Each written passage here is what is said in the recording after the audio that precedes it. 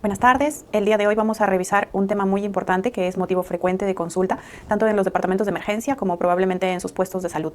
Es el dolor torácico agudo. Soy la doctora Lisbel Esteban, médico cardióloga del Hospital Sabogal.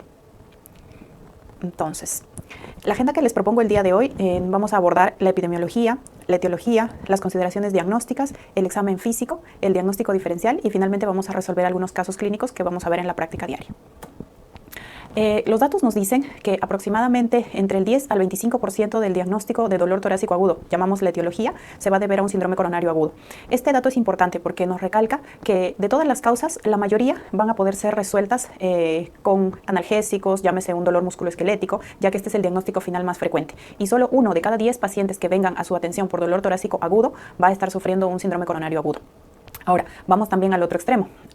La literatura nos dice que el 0.7% de todos estos casos se subdiagnosticaron una enfermedad grave, es decir, un paciente que viene con dolor torácico a su consulta, que ustedes le dan su diclofenaco, le dan su naproxeno, paracetamol, lo envían de alta y finalmente era un cuadro de mayor importancia, ¿no? Un infarto, una disección aórtica o un tromboembolismo pulmonar. Dentro de los principales diagnósticos que se han estudiado escalándose, tenemos las causas cardíacas como enfermedad grave, definidas como angina de pecho, el dolor torácico típico, opresivo, retroesternal, intenso, y el infarto de miocardio en el 21.5%. La segunda causa principal de diagnóstico va a ser no cardíaco, llámese los dolores musculoesqueléticos, llámese herpes zóster, otras patologías de menos gravedad. El tercero es la fibrilación auricular, que es la arritmia cardíaca más frecuente, y esto también lo podemos evaluar con el examen físico, evaluando el pulso deficitario, y la hipertensión arterial, que puede ser por debut o que puede ser la hipertensión no controlada. Ahora, la etiología va a depender de la edad del paciente. Los escenarios son diferentes. Aquí les traigo un gráfico interesante que nos enumera las 10 causas principales de dolor torácico según el grupo etario. Vemos que de 18 a 44 años, el grupo etario más joven, la principal causa es el dolor torácico inespecífico, ¿no? Llámese el de menor gravedad. Algunas contracturas, que puede ser respiración dolorosa, dolor abdominal referido, componente muscular, el síndrome ansioso, que también es importante remarcarlo, o las contusiones. Mientras que a partir de los 40 años hasta los 64 ya vamos presentando casos de aterosclerosis coronaria y empieza a aparecer el infarto agudo de miocardio como cuarta causa de dolor torácico. A partir de los 65 años vemos que la diferencia se va remarcando, ¿no? Sigue siendo importante el dolor torácico inespecífico, o sea, el dolor no grave, pero vamos escalando posiciones con la aterosclerosis coronaria, la arritmia cardíaca, el infarto agudo de miocardio y otras causas menos importantes. Es también importante recalcar la insuficiencia cardíaca congestiva dentro de esta lista. Y en pacientes mayores de 80 años, adultos mayores obviamente, ya vamos a tener cuadros de insuficiencia cardíaca congestiva, infarto agudo de miocardio, las infecciones que empiezan a aparecer como neumonías adquiridas en la comunidad, las arritmias o los dolores abdominales referidos. Entonces, en el momento en el que yo evalúo a un paciente, el grupo etario al que pertenece ya me puede ir direccionando hacia la causa. Obviamente esto unido a los datos de la anamnesis, del examen físico, los hallazgos que yo encuentre. Entonces, la etiología la vamos a agrupar en causas anatómicas. Vemos que en el tórax se reúnen muchas estructuras anatómicas y estas pueden ser superficiales o viscerales y cada una de ellas nos puede ocasionar dolor. Dentro de las causas superficiales vamos a tener las musculoesqueléticas, que es el diagnóstico más frecuente, las costocondritis, aquellas causas dérmicas, el herpes zóster, por ejemplo, que va a tener la afectación característica del dermatoma o las afectaciones nerviosas, ¿no? Y dentro de las viscerales vamos a tener aquellas ocasionadas por los órganos ubicados en más profundidad. Por ejemplo, el esófago, parte del estómago, las causas cardíacas, donde se engloba bien también las causas del pericardio o las causas vasculares. Recuerden que los grandes vasos también nacen a este nivel y nos pueden generar dolor. Y no dejar de mencionar a los pulmones, ¿no? Los pulmones, cuando tenemos cuadros de tromboembolismo pulmonar, también vamos a tener dolor torácico como afectación. Entonces, ¿cómo yo voy a llegar a diferenciar el diagnóstico por el que está viniendo mi paciente? Esto va a desarrollarse con ayuda de mi evaluación clínica. Lo que primero yo debo evaluar en todo paciente con dolor torácico agudo es si este paciente se encuentra estable o inestable hemodinámicamente. Buscar signos de shock o de insuficiencia respiratoria. ¿Por qué? Porque esta es una causa frecuente de morbimortalidad. Entonces, si yo logro identificar signos de pre-shock o shock, voy a poder tratarlo con mucha más rapidez, mucha más eficiencia y referirlo a un hospital de mayor complejidad. Ahora, ¿de qué también va a depender cómo yo enfoco a mi paciente? Del pronóstico inmediato. El pronóstico inmediato lo voy a evaluar con ayuda de la estratificación de riesgo. Ahora lo vamos a desarrollar más adelante. Y la seguridad de hacerle seguimiento a este paciente de forma ambulatoria o si tiene una enfermedad de riesgo, de enfermedad potencialmente mortal. Entonces, la estabilidad clínica es todo lo que ustedes ya conocen. Aquí tenemos un algoritmo interesante donde empieza la evaluación con la vía aérea, ¿no? Que siempre es lo más importante. Si mi paciente puede hablar frases completas, no veo mal patrón respiratorio, no lo veo disneico, entonces veo que la vía aérea está libre. Ahora, el tórax, si tiene una buena amplexación torácica, a la auscultación el murmullo pasa bien en ambos campos, luego verifico la circulación con la ayuda de la palpación de los pulsos o la toma de la presión arterial. Puedo auscultar también los ruidos cardíacos, si son rítmicos, si son taquicárdicos, si son bradicárdicos, y palpen también las extremidades, ¿no? Si nosotros tenemos un componente de pre-shock, vamos a tener frialdad distal o vamos a tener pulsos periféricos muy débiles, a diferencia de que si un paciente está hemodinámicamente estable, ¿no? Y obviamente también el nivel de conciencia, ¿no? Eso nos va a decir si mi paciente está orientado, si reconoce a sus familiares, evalúa un examen neurológico rápido. Entonces, estos hallazgos a grandes rasgos nos van a permitir identificar si el paciente está estable o está inestable. Algunos también se pueden clasificar por aparatos o sistemas, por ejemplo, los signos cardiovasculares, la frecuencia cardíaca, lo normal ustedes saben de 60 a 100. Si tengo una frecuencia menos de 40 o una taquicardia más de 140 latidos por minuto, ya puedo pensar que hay un componente orgánico secundario importante que está condicionando esta alteración. Igual, si tengo signos respiratorios como sibilancia, como estridor, como taquipnia, saturación, si es que tienen a la mano saturómetro es lo ideal, o signos neurológicos, ¿no? Entonces, estos van a ser los principales hallazgos que yo debo buscar en mi abordaje clínico. Una vez que yo ya determiné que mi paciente está hemodinámicamente estable, lo siguiente va a ser la evaluación del pronóstico. Para esto nos proponen una guía para la evaluación y diagnóstico del dolor torácico de la Sociedad Americana de Cardiología. Sin embargo, esto está orientado para los departamentos de emergencia. Es así que nos proponen un algoritmo que se basa también en el análisis laboratorial de enzimas cardíacas, el traslado, la activación rápida, que en casos de dolor torácico en otros países se da con mucha mayor rapidez que en nuestro país. Sin embargo, lo rescatable de este algoritmo viene a ser el esquema del PAINS. La P de la vía de decisión, ¿no? El algoritmo que yo voy a desarrollar para llegar al diagnóstico. A, los síntomas que acompañan, es decir, por ejemplo, los síntomas neurovegetativos. Si un paciente tiene un disconfort torácico no típico, pero lo veo que está sudoroso, veo que tiene las extremidades frías o veo que ha vomitado o ha tenido náuseas, entonces puedo pensar que es un dolor intenso, sobre todo en poblaciones especiales como las mujeres o los adultos mayores, ¿no? Que no me hacen el dolor torácico típico.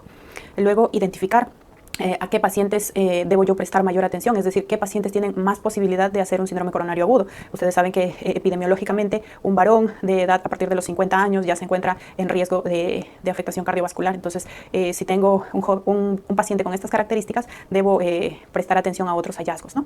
Ahora, proponen también que la terminología del dolor torácico sea definido como cardíaco o no cardíaco. Antiguamente nosotros utilizábamos la definición de dolor típico o dolor atípico, basándonos en los criterios semiológicos, ¿no? Si es un dolor opresivo, si es un dolor retroesternal, desencadenado al estrés físico o emocional. Estas características siguen siendo válidas, pero en esta guía nos sugieren que sean llamadas como cardíacas o no cardíacas. No cardíacas, todos los otros tipos de dolor, ¿no? Llámese una hincada, llámese el dolor urente, aquellos en los que mi primera sospecha no sea la cardiovascular.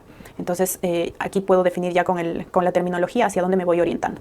Y el análisis estructurado, ¿no? Aquí otra vez remarcan lo que les comento, que ya no deberíamos utilizar la terminología de atípico según lo que nos propone este consenso. Ahora, el pronóstico inmediato del paciente va a depender de la probabilidad de clínica que tenga. Nosotros en cardiología evaluamos mucho la probabilidad pretest. Entonces, la probabilidad va a depender del tipo de dolor. Si es una angina típica, una angina atípica, bueno, esta bibliografía sí es un poco más antigua, así que todavía considera el término atípico, o si es un dolor no anginoso.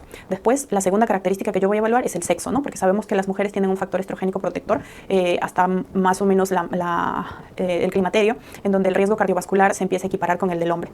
Y luego van a seguir el grupo etario al que pertenece el paciente. El grupo etario, mientras vaya incrementando la edad, vemos que hay más posibilidad que se trate de un compromiso cardíaco o cardiovascular. Entonces, un hombre entre 70 y 80 años ya tiene al menos 89% de posibilidad de que esta causa sea realmente cardíaca si tenemos una angina típica. Entonces necesitamos mayor estudios. Ahora, esto no solo se basa en las características clínicas del dolor, el sexo y la edad, también en la historia clínica, como por ejemplo la irradiación al brazo, ¿no? Nosotros sabemos que característicamente se decía que el dolor torácico irradiado al brazo izquierdo era de etiología cardíaca. Sin embargo, hay otras características adicionales que vamos a evaluar. Además, el antecedente de infarto previo, si ya es un paciente coronario o no es un paciente coronario, y los hallazgos del examen físico. Entonces, con esto yo voy a poder determinar si mi paciente pertenece a la clasificación alta, intermedia o baja. Entonces, esto me va a dar un rango de decisión. Ahora, la seguridad va a depender de lo que yo encuentre, tanto en la historia clínica, en la anamnesis y en el examen físico. Dentro de los datos de importancia de la historia clínica, vamos a tener que el grado de sospecha de que el dolor torácico sea de origen isquémico en función de las características que el paciente me va a contar del dolor. Es así que aquel dolor de característica central, retroesternal, típico presión, o compresión, constricción, pesadez, opresión relacionado con el ejercicio o con el estrés emocional y de ubicación retroesternal, hay alta posibilidad de que tenga etiología cardíaca. Mientras que si es un dolor fugaz, con desplazamiento, pleurítico, tipo hincada, que se modifica con la postura, entonces la posibilidad de isquemia es baja. Siendo las características intermedias aquel dolor punzante, sordo, que no suele tener una ubicación definida. Entonces, simplemente con las características del dolor también ya yo voy evaluando la probabilidad de isquemia. Ahora, ¿qué tan cierto es que nuestro examen físico nos va a ayudar? Aquí tenemos cifras, por ejemplo, los signos de inestabilidad hemodinámica en el diagnóstico de un síndrome coronario agudo. Si nosotros tenemos un paciente hipotenso, vamos a tener una especificidad del 99% y un valor predictivo positivo del 37%. Entonces, hay alta posibilidad que los síndromes coronarios agudos se acompañen de hipotensión. Ahora, si yo tengo la sospecha clínica de un paciente con síndrome coronario agudo y no está hipotenso, puede ser, pero no es lo más frecuente. Entonces, lo siguiente es los RALes, ¿no? Si tengo crépitos en mi examen pulmonar, si mi paciente está taquimneico, si está taquicárdico, o si si el dolor se puede reproducir a la palpación. Entonces, todas estas son características muy específicas que me van a permitir acercarme hacia el diagnóstico, orientarlo hacia un síndrome coronario agudo con una especificidad importante y un valor predictivo positivo importante también, ¿no? Sobre todo la hipotensión. Ahora, ¿qué otras características me van a dar un buen margen de especificidad y sensibilidad en mi examen físico? Aquí vemos la irradiación a ambos brazos, ¿no? Más allá que nosotros nos han enseñado que el dolor torácico se irradia hacia el brazo izquierdo, aquí la irradiación característica a ambos brazos llega a tener un 96% de especificidad, ¿no? Con un valor predictivo positivo del 28%. Ahora, otra característica es aquella denominación típica. ¿Qué llamamos atípico? El dolor torácico retroesternal, opresivo, la irradiación y el desencadenante, el estrés físico o emocional. Entonces, esta característica suele ser sensible y específica. Entonces, es importante que la evaluemos. Luego, la irradiación también al brazo derecho tiene una especificidad del 96% y el inicio agudo. El inicio agudo es 76% sensible. ¿Por qué nos marca esto? Porque son pocas las causas de dolor que hacen que el paciente vaya inmediatamente al centro de salud, ¿no? Claro que esto va a depender también de unos factores culturales. En los lugares en los que ustedes vayan a hacer serum, las personas no suelen tener mucha conciencia de enfermedad, suelen ser muy estoicos. Sin embargo, aquel paciente que está viniendo a evaluarse porque ha tenido un dolor torácico abrupto, súbito e intenso, entonces deberíamos prestarle atención y examinarlo adecuadamente. Ahora, en la guía que estábamos mencionando, nos propone un algoritmo interesante. Nos dice, ¿es un dolor torácico agudo? No, ya es un dolor que tiene una semana, 10 días, 2 semanas, entonces salimos del esquema. Este esquema nos enfoca un dolor torácico agudo. Entonces, ¿estoy identificando que se ha desencadenado ahora? Sí, perfecto. Tenemos la evaluación de la historia clínica que comentábamos, la exploración física con los hallazgos sensibles específicos, y el siguiente paso idealmente debería ser la toma de un electrocardiograma. Como sabemos, probablemente esto sea poco realista de pensar que ustedes lo van a tener en sus centros de salud. Entonces, este algoritmo lamentablemente ya no nos funciona. Sin embargo, se los puse para que lo tengan en cuenta para su futura práctica, ¿no? Una vez que yo tengo el electrocardiograma, identifico si puede haber una posible causa cardíaca, si hay elevación del segmento ST o descenso del segmento ST, entonces ya puedo poner un nombre, ¿no? Un nombre etiológico a la causa del dolor. Puede ser un síndrome coronario agudo, puede ser un síndrome aórtico agudo, una embolia pulmonar, una miopericarditis, una valvulopatía. Entonces, no significa que ustedes no vayan a poder llegar a este diagnóstico. Lo vamos a poder sospechar, sí, pero probablemente tengamos que referir al paciente para que continúe estudio y evaluación. Entonces, una vez más, remarcamos todas las estructuras que se van a encontrar en el tórax, ¿no? Y que nos pueden ocasionar dolor. En este caso, por ejemplo, la afectación cardiovascular puede ser del miocardio, puede ser vascular, puede englobar al pericardio, por ejemplo, en un taponamiento. Puede ser de causa pulmonar, con compromiso de bronquios, de parénquima o simplemente de la parrilla costal.